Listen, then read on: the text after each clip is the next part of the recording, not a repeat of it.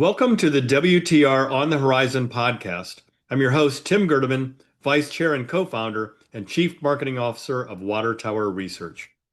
In today's episode, I'm being joined by Scott Cohen, Founder, Chairman, and CEO of WRAP Technologies, NASDAQ ticker symbol WRAP. Also joining is my Water Tower Research Equity Research colleague, Eric Goldstein. WRAP Technologies is a global leader in innovative public safety technologies and non-lethal tools, delivering cutting-edge technology to address the complex, modern-day challenges facing public safety organizations. WRAP Technologies built its name on BolaWrap, a non-lethal remote restraint device now used by more than 1,000 agencies across the U.S. and in 60 countries. WRAP is transforming from a company known for a single breakthrough restraint device into a technology company building an intelligent operating architecture for public safety and security. WRAP's complete public safety portfolio includes the non-lethal BolaWrap 150 device, WRAP Reality Immersive Training Platform, WRAP Vision Body-Worn Camera System, WRAP Tactics Training Programs, and lastly, next-generation counter-unmanned aircraft systems such as the 1KC Kinetic Anti-Drone Cassette. This impressive list of products and capabilities supports WRAP's recently updated mission to position the company at the intersection of artificial intelligence, advanced sensing, autonomous decision support, and measured non-lethal response. Over the past month, the company has landed a favorable ATF ruling on BolaWrap's federal classification, announced a strategic investment in Israeli sensing company Frontal Imaging that includes a 4-year exclusive U.S. and NATO license, and launched a new platform called WRAP Shield for counter-drone and autonomous public safety applications, recently enhanced with a new multi-shot system called Raptor MX. The company has also reiterated a target of roughly 100% growth for 2026. Scott and Eric, welcome to today's podcast. Thanks, Tim. Thanks for having me, Tim. Thank you. Scott, I'm excited to hear the story and to kick things off for listeners who previously knew WRAP solely for BolaWrap. How do you want them to think about the company today versus the past when you were essentially a one-product company? And what is the single most important thing that has changed with the company's broader business model? Well, you just said it. The biggest takeaway here that I want all your listeners to understand is we have gone from a one device company to a much larger, complete, multi-tiered response system is what we're talking about. That all plays on the theme of a non-lethal, where we don't use pain to bring a subject into compliance. And on what we just added, what you saw was the threat awareness capability that from the investment in Frontal. So you can't respond to what you can't see. So early threat detection is going to be key, both for our military and our public safety. So what a core part of our training, a core part of finally understanding who we are, is we create time and distance for military, time and distance for public safety. That could be police officers, security guards, teachers, and other types of people responsible for keeping the public safe. Time and distance is a key element to this whole thing, and that's what we discovered in the creation of BolaWrap. And when we rolled it out, the biggest unpack, and I think for everybody here, is this device is being used way more than anybody has any clue on. And the reason why I know it is because I'm making the calls, I'm going to the training centers, I'm talking to the chiefs, and I am talking to the people that are using the device. And what's reported, there's no reporting responsibility for the device. So it's not, in most of the departments, it's not a reportable use of force. That's how they classify it. So we have no way to know unless you actually talk to the people that are using it. And here's the best part, Tim. Deployments are just spiking. The device is being used more than anything on the belt when it comes to bringing a subject into custody in at least 75 to maybe 100 departments that I know about. But here's a real big unpack for everybody right now. The company should take responsibility of this. We trained success. We didn't make We didn't make it clear what success looked like. The industry thought that it had to be the perfect wrap. But it turns out the light, the laser, and the sound, distracting the OODA loop and confusion, is resulting in nine times out of 10 de-escalation, where it actually doesn't escalate, the encounter's over. So 9 times out of 10, the wrap itself isn't even deployed. It's called site compliance, and it happens way more than anybody knows. And we weren't getting credit for it, either was the officer. So the big real learning lesson for me, and I think our stakeholders, and I think this industry, is, well, if we're not talking about our successes, it's really hard to see where we're going. We need to, and if all we're talking about is use of force, and we're judged on the amount of use of forces that the department has. Is it higher or lower this year? Oh, great job, City Council says to the department, you've lowered your number by 20%. It's not about that, Tim. It's about preservation of life. It's about avoiding the force. In our system, not product, system, that's what training, policies, all integrated with the device now. That's the difference between successful and safe outcomes and outcomes that might escalate pretty quickly. And you know what happens when these things escalate. I'll tell you what happens. $3.5 billion worth of damages this country pays a year in settlements. Forget about the workers' comp for the officers and the subject. It's a financial disaster, shrinking police budgets and resulting in us not being as safe as we need to be. And that's what we're fighting for here. That's a really helpful overview and most interesting. I got to say, as a military junkie, I'm very familiar with the disorienting of bad actors before you have to use lethal force. So it's very clever. With that, I'll turn it over to Eric. Okay, thanks, Tim. Scott, it was a very informative and incredible answer to Tim's question. So thanks for joining us today. We're really happy to have you. You know, we've had a lot of news flow, so this is very timely, and we'll try to cover as much ground as we can. So for starters, can we just maybe give the audience a sense, just for your background, some perspective on how personal this business is to you? I know your family is involved in law enforcement. What was the original reason for starting RAP, and how long have you been at it? And then maybe you can just give us a little bit of detail on how the BolaWrap 150 actually works. Sure. I describe myself as an entrepreneur. I came to New York to start a career in finance. I really had no background in it. Started at the bottom and worked my way up, and then started the entrepreneur in myself. Started a merchant bank in 99, 2000, which became a hedge fund. Grew the hedge fund with a couple of my partners to I think 600 million in AUM, and had a great career. Went from there to multiple private equity funds to invest in energy, and walked away from all of that once I really was clear about this idea and excited about this idea to go a little bit further with just, rather than writing checks and supporting veterans and people that supported public safety from a philanthropic perspective. I wanted to go deeper with this, and I wanted to provide a solution for officers to be able to use a non-lethal tool and as an option to what was the tools available to the officer today. I wanted to have a new option for them that didn't use pain to bring a subject into custody. That's what I was after. Tapped an inventor to help develop that idea. We got a lot of attention on it and launched the company from it, and seeing that there was a huge need. So that's where this came from, and why the drive towards this, what stirred the idea. My father served public safety his whole career. He worked for the federal government looking after workers in mines. He worked for Department of Labor and OSHA as a litigator, and looked out for the workers. And my brother started out as a cop and went on to become a federal agent. And so both their whole careers, they gave up the money side for the higher purpose side. And I always found that always stuck within me. So that was where this idea hatched from. It's where this passion came from. But Eric, to be really honest with you and this audience, it became it was public, and it got a lot of attention. And yeah, I started to run and started to focus more on.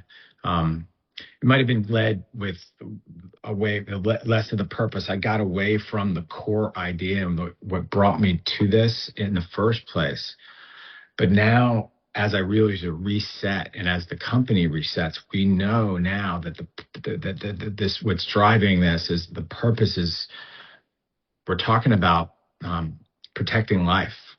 We're talking about a device that really is for humanity. And I know that sounds a little corny, but the truth is, and just picture this: when a subject, 97% of the time, when an officer is called in, there's resistance, and he's coming to the scene. The subject is unarmed and they're not violent.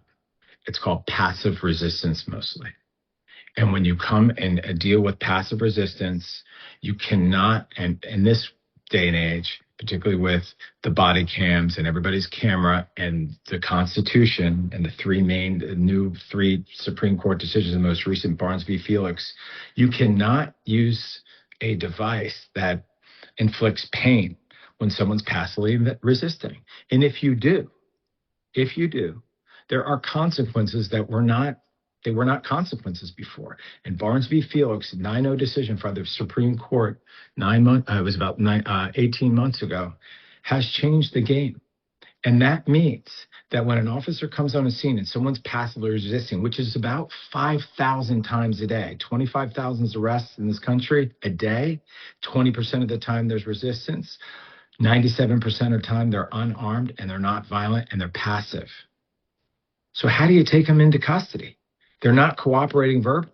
Right here, this is really important. How do you close the distance? You can't use pain tools. You can't use your guns. Show of force does not work anymore. Under Barnes v. Felix, with all the videos and all this, everything's recorded, it doesn't work. So now the biggest trend in public safety, hands. You got to get your hands, get on, and you have to understand how to use your body to take that subject into custody. Well, guess what? 50% of the time you use hands, someone's going to get hurt. It's either the subject or the officer. And it's dangerous. This is one of the most dangerous things an officer can do is close the distance. We teach and train, create time and distance, but closing the distance is a whole different ballgame. This is the first and only tool available to public safety today that allows officers to close the distance without using pain-based tools. And the ATF, and Tim just referenced that, just recognize this. And you know what they called it? Let's start what they didn't call it: a weapon and a firearm. And now let's end with what they did call it: a rescue device. So I just ask you, and I ask your audience, who doesn't think it's a good idea to equip an officer with a rescue device?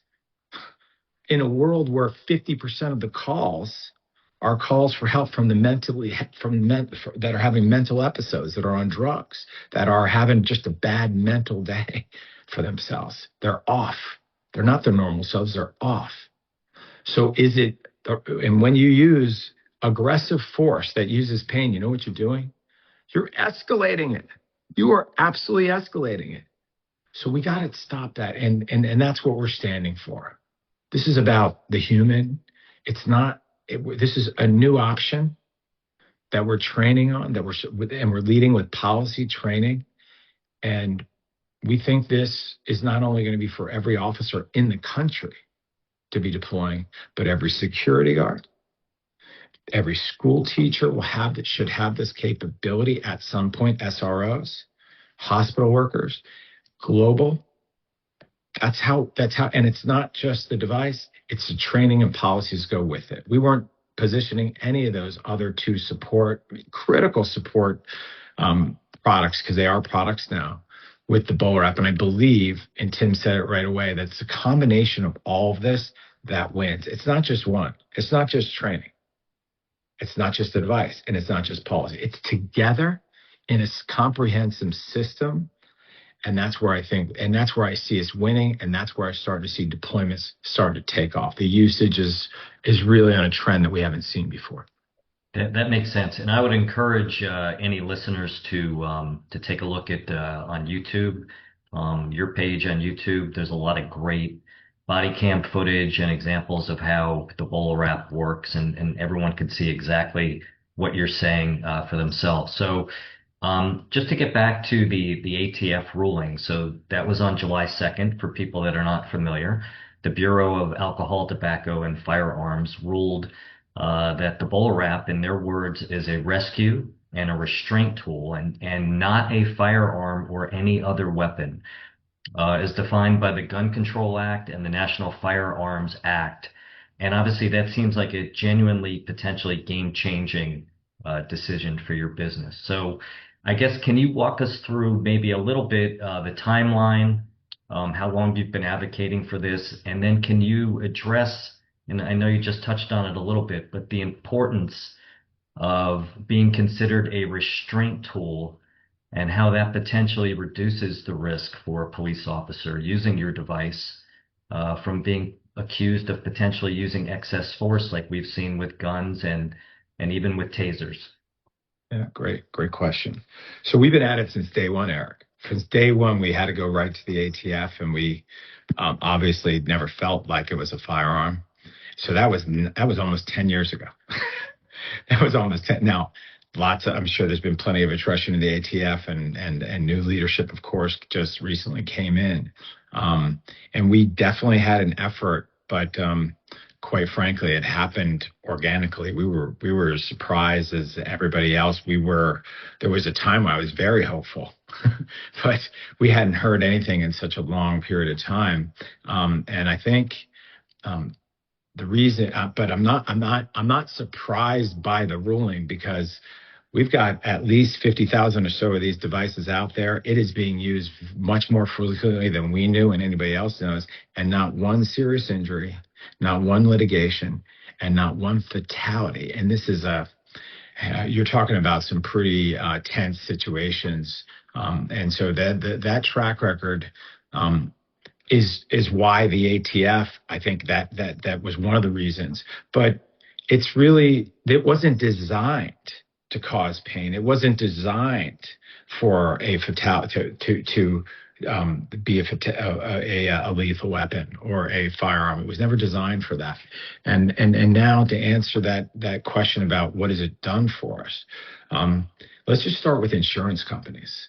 We used to get calls from insurance pools, big and small, reinsurance companies that were insuring cities all the time. And in fact, 2 states were reimbursing any department that would buy the bolo wrap. Insurance companies were reimbursing them for their purchase. I think it was Missouri, and I forget the other state. But as a result of that ruling, we are getting a lot of inbound insurance company calls. So we're fielding them, and it's not just for public safety and officers. It's actually for security guards, corporations. So I would say that's the most immediate thing that I've witnessed, like the interest from the insurance business. I know you wanted to say something, so I'll go for it. No. Finish. You keep going. Okay. Yeah. And there are, I don't know if you know this, but public safety, like the world looks up to our military and our country's leadership in terms of global peace. I mean, they just do. And it's the same for policing. The world looks up to us for the way we police and the tools that we offer. They follow. Why? They respect our judicial system. They respect our Constitution. They respect our rights and our process. And that's why the world follows what we do. But if you look at tasers internationally, it's very much less of a footprint than they have domestically. I think they're at 90% of the departments in this country, which is pretty amazing. That they've done a great job of getting it out there, and it's heavily utilized, which is great. But internationally, they look at it differently, and there hasn't been a new option. So international, we get way more interest internationally. We have domestically at this point, probably half our sales and half our devices have gone overseas. But so that ATF for international markets, can't tell you how many times we've heard that once this gets declassified as a weapon, they can re-engage the conversation, which has already started. Obviously, we're calling back the ones that have said that, and we're starting to to try to move that forward. So I see lots more international interest and action as a result of that ruling. And the other thing that's interesting, just looking back at all the inbound inquiries we have, are mostly from security guard companies. There are 10 times more security guards than there are police officers in this country, and it's the same ratios overseas. The security guard industry they really don't carry anything. And depending on their assignment, if it's working for a Walmart, if it's working for maybe a hospital, like a mental ward, they have different uses of force they carry. But most of the time, I'd say 90%, they carry nothing. So now we already, half of our inbound was from security guards. Obviously, that's increased quite a bit. And the surprise, Eric, that we're getting as a fourth kind of level of interest that was surprising, or third, is the lawyers, the prosecute. We're getting legal groups reaching out to us for clarity and want to talk about this, because I think there's a day coming soon where in court on excessive case, they're going to ask the officers, what use of force did you use before you went to your non-lethal and lethal portfolio, before you made that choice to escalate the response? And if you go to rescue first, this is just, you start with verbal. If that breaks down, you need to go something else, and that's in your training. But we suggest sight, sound, sensation. Sight, sound, slow down is what our mantra is, and that's what we're training. But there's going to be a time, because most of these encounters start off nonviolent and passive resisting. So there will be a time where the courts start asking, in this Barnes v. Felix environment, what other things did you do besides verbal commands? Show me what you've done. And if you haven't trained on the bull wrap, your department doesn't have a bull wrap, I don't think, in my opinion, that doesn't seem like a really good answer. And now you do not have an excuse. Well, I'm manifesting at this where I think it's going, because it just makes sense to me. The officer needs to exhaust every option. That is to keep obviously very safe, but if the person's not resisting violently and it's passive, well, we've all seen that on TV. I've got endless videos of that on our website. And at some point in time, the officer has to close the distance, and that's where the risk explodes. And that's where we think the bull wrap should be utilized. Eric, I can't help myself as a former equity research analyst. I do have to chime in. I'm glad that Scott pointed out the security guard market, because what I already thought was a massive total addressable market is far larger than I would have ever guessed, now that you put that in context, because that does cross my mind in kind of dicey neighborhoods where I see security guards, but they're carrying virtually nothing to protect themselves. So that is a massive incremental market. That's a great point. So just along those lines, Scott, with the ruling and all the calls you're receiving from lawyers and the insurance companies, how quickly do you think, or do you expect that to potentially translate into orders, and when will we start to see that in the backlog, do you think? I'd like to see it yesterday, right? And I am seeing signs of it. I mean, there's lots of conversations. We have we've got a really good pipeline of business that we're trying to progress. And I feel very comfortable about the 100% guidance that I gave, and I'm going to stick with that for now. But I am not going to be surprised if this starts to accelerate, and it shouldn't happen and when it does, let's just say when it does, because I believe it's going to have to, based on my 10 years at being associated with this company, not leading it, but being associated. It's going to happen, Eric, because it just makes so much sense. That's why it's common sense. This is not the device is proven to work. I mean, it's proven. We take that mystery off. The problem we had, and Tim, you'll appreciate this. I think you both will. Your audience will too. We didn't define what success was the right way. If you look at the early body cams in 2019, 20, you'll see the officers just pressing the button. And if it wrapped, it was successful. It wasn't, everybody's just sitting around. We weren't training to close the distance. We weren't training to the pre-fight indicators, how to communicate, how to persuade. None of that was existing. We were just talking about the merits of the device and how it technically works. I'm oversimplifying. There was training in our 150-page deck that took 8 hours and then we left. But we've changed that game. We've got connected with every officer that we're positioning that has a bull wrap now directly through our LMS. But what's the simplicity of this is now there's finally an option, and it's been working way more than we know anybody really knows because it's not reported on. And now that we have that data, and now the ATF has made it super clear, and now the Supreme Court 18 months ago with Barnes v. Felix, totality of circumstances, it's just a matter of time. That's what this is. And my job as a CEO is I need to accelerate that. I need to step into that big time, and I'm going to. That's exactly what I'm setting up to do right now. Yeah, it seems like everything is really lining up, for the company. All your past work, the ATF ruling. It seems like everything is kind of coming your way. All the changes you've made. You said with the training, which seems like a great opportunity for you. Training as a service. It seems like a great opportunity for the company to generate additional revenue and profits. Let's move into another recent announcement, the Fresnel Imaging Partnership. So that seems like a super interesting advanced sensing company. Fresnel markets their technology as something that can't be spoofed or jammed or turned off and requires no radio frequency. You mentioned you have the license with the NATO and the U.S. I guess, can you tell us a little bit about the technology and how you expect to deploy it?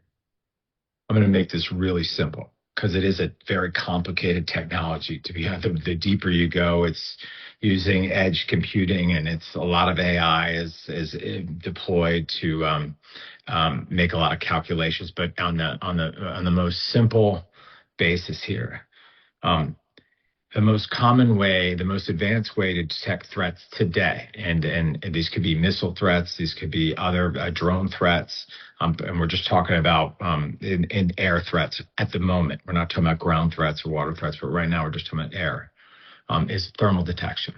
Okay, thermal detection detects heat signatures. And so what's very common in defense systems, you have radio frequency that you can pick up on one side, and then you have heat signatures, thermal. And thermal imaging has been around, and there's obviously infrared, but thermal typically is a next layer. And sometimes all three are in position. Thermal imaging has been around for 30 years. What Fresnel did, and it's not new. People have been after this for years. There's a big Army study on this about 8 years ago talking about adding a polarized layer to it. How do you look for materials in addition to heat? How can you identify what those materials are? What are those shape? How's it shaped? What is that telling you? And creating a different signature, a material signature with the heat signature. And now you're able to do the calculations that at the end, what that produces is a much more accurate idea of what that threat is. So you can differentiate between a bird and a drone. And Tim, if you're listening, that's a big problem right now in any war. It's just being able to detect, because if you're going after the wrong target, it can be very wasteful in time. But the other thing this does is gives you more time. You're able to detect the threats earlier. And I know this because the very best in the world technology on thermal is in a country, it's in Israel, with a large company that a lot of people know. And when we put this next to their very best thermal detection system, and we demoed our polar layer on top of that, we were tracking targets that they just couldn't track. And when I saw that, I had heard about this a couple years ago, and in my personal account, I just invested. I was just something I had to do because I'd never seen anything I'd never heard of an idea like this, and it was an idea, and it had pieces of it.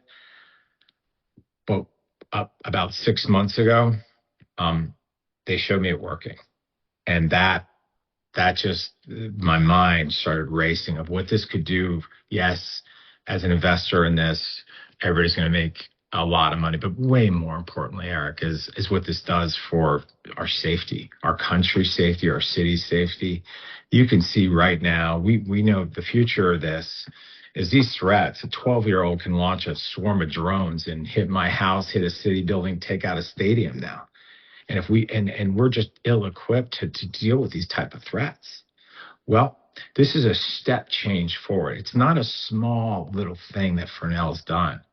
They made a massive discovery here, and they're going to build a very substantial business, going to have a lot of impact on the world's safety. I believe that very deeply because I'm looking at this, the way this system performs compared to the very best systems that we have today.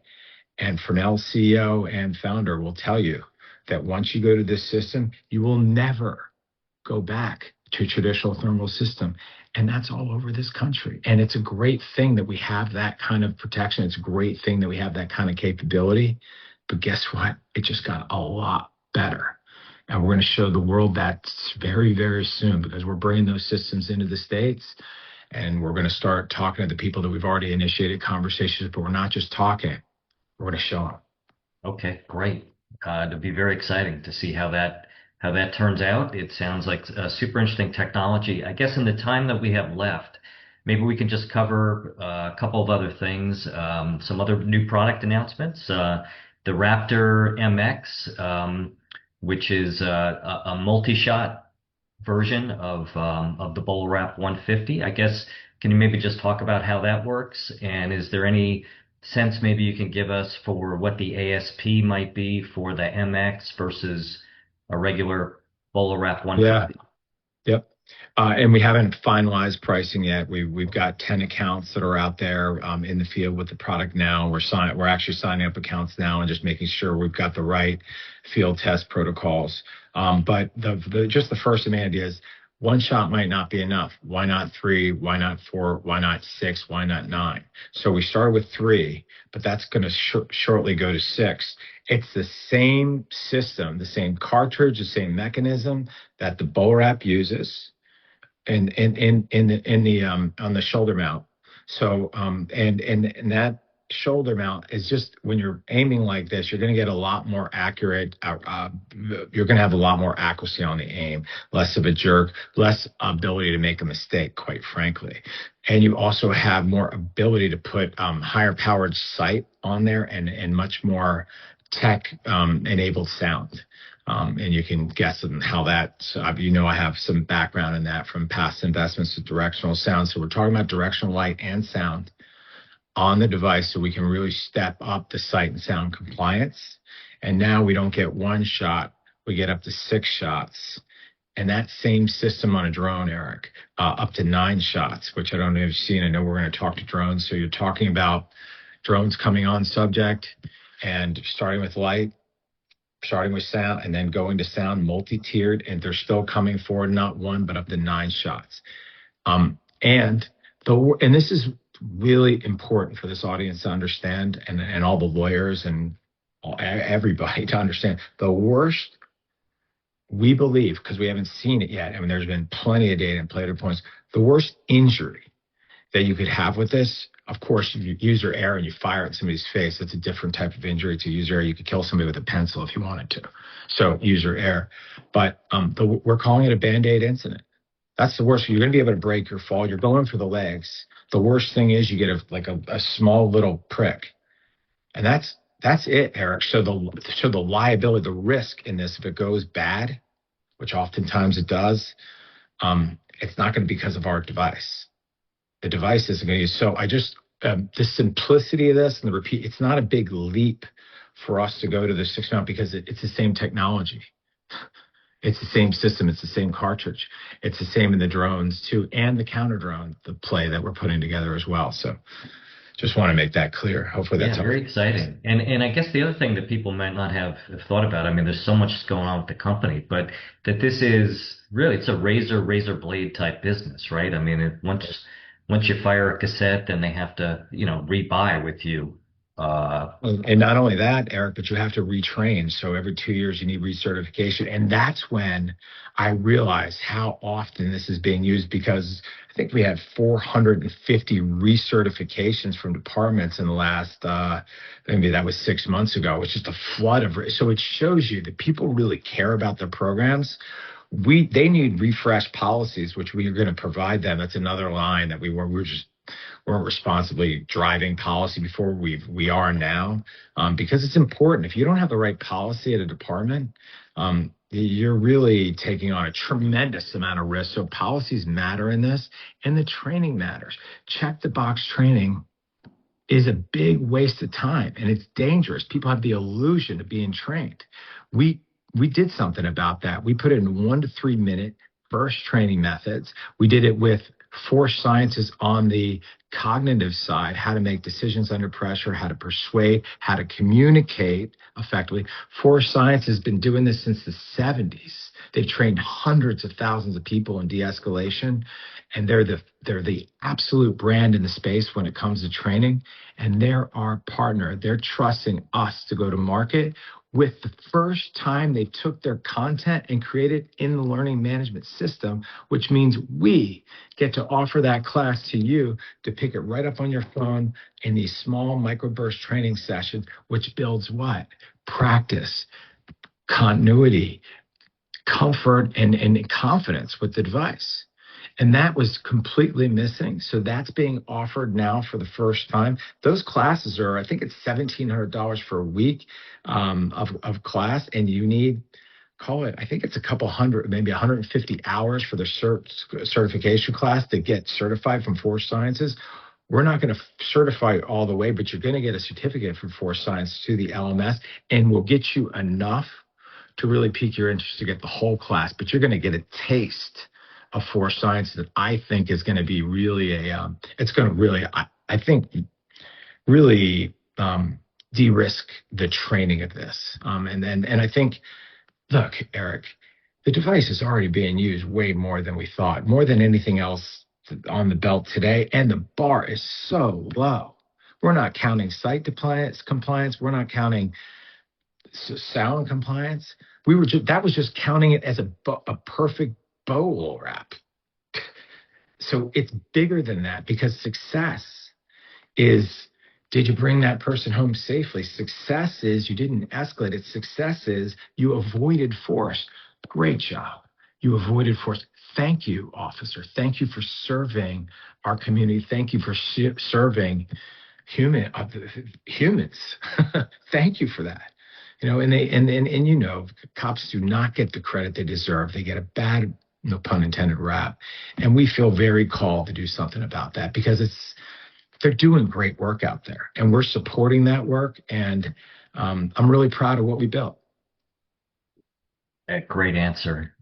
Thank you very much for joining us today. You have a lot of stuff going on and a lot of interesting developments just really over the past month or so, with new products, the ATF ruling, and a lot of interesting stuff going on at your company. I know you've guided your top line growth to 100% this year off of last year's base.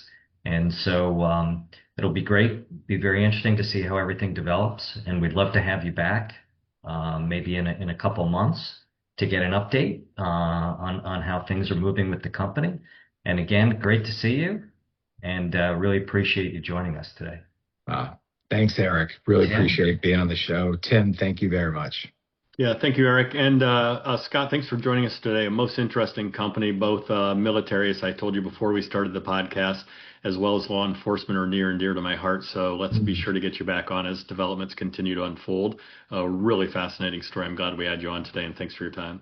Thank you for listening, and do not forget to subscribe, as well as visiting www.watertowerresearch.com to stay up to speed on the WTR on the Horizon written research reports, podcasts, fireside chats, industry-specific symposiums, and conference schedules. We will see you next time for another edition of WTR on the Horizon podcast. Finally, a special thanks to the producer and editor of the podcast, Krista Fitzpatrick.